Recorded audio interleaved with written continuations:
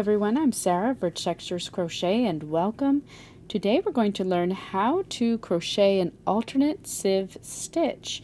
Now this stitch has worked very similarly to the sieve stitch that you'll also find here on my channel. It just has a couple little differences to it. It creates a beautiful fabric that's the same on both sides. It's one that's fairly strong as well, that has quite a little bit of stretch, at least going the vertical way.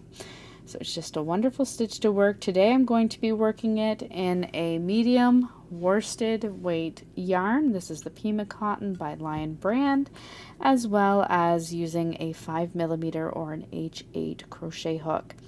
Links to these items can be found in the description of this video. Also down in the description, you'll find a direct link to the free written instructions, which are on my website at richtexturescrochet.com. So thank you so much for joining me. While you're here, I invite you to subscribe, take a look around. This channel is updated every single week with free crochet patterns and stitch tutorials.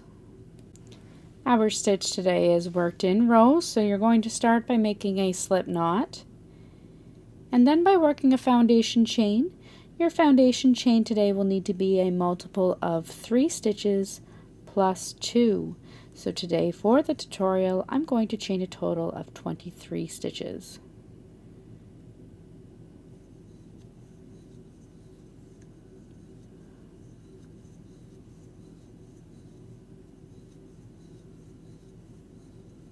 There's 21, which is my multiple of 3. 22 and 23 for plus 2. Once you have that foundation chain worked, you're going to begin row 1 by working a single crochet into the 3rd chain from your hook, chain 1, skip the next stitch, and work a single crochet into each of the next 2 stitches. There's 1 and 2. You're going to repeat that all the way across. Chain 1, skip 1, and single crochet into each of the next 2 stitches, all the way across, where you will finish off by working a single crochet into the final stitch.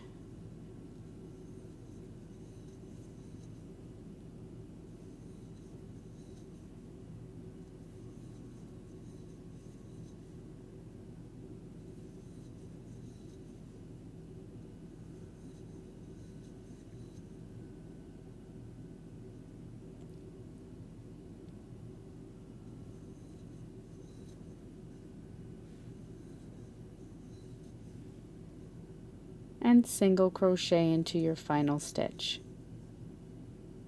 You're then going to chain 1 and turn your work. Now for row 2, we're going to begin by working a single crochet into the first stitch. Your chain 1 does not count as a stitch. You're then going to work 2 single crochet stitches into your next chain 1 space. So skipping those next 2 single crochet into the chain 1 space, work 2 single crochet stitches. Chain 1, skip the next 2 single crochets, and into the next chain 1 space, work 2 single crochet stitches. You're going to repeat this all the way across. Chain 1, skip the next 2 stitches, and work 2 single crochets into your chain 1 space.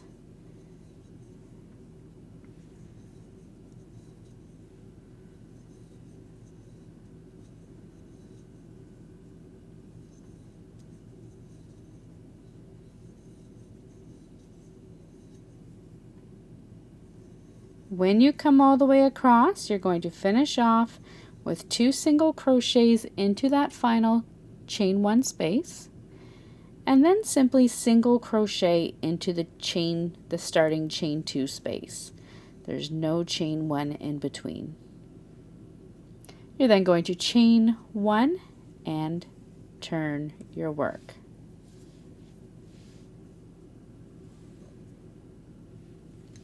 Now for row 3, we're going to single crochet into the first stitch,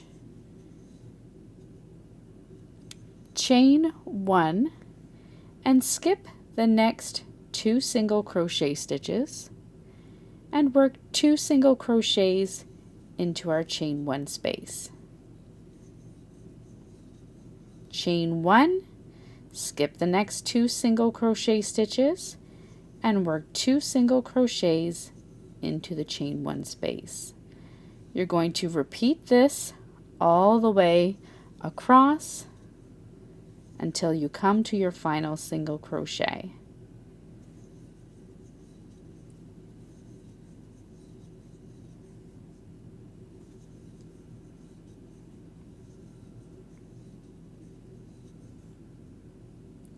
When you come to that final single crochet, you'll have worked your 2 single crochets in the chain 1, skip the next 2 single crochet stitches, and finish off with your single crochet in the final stitch.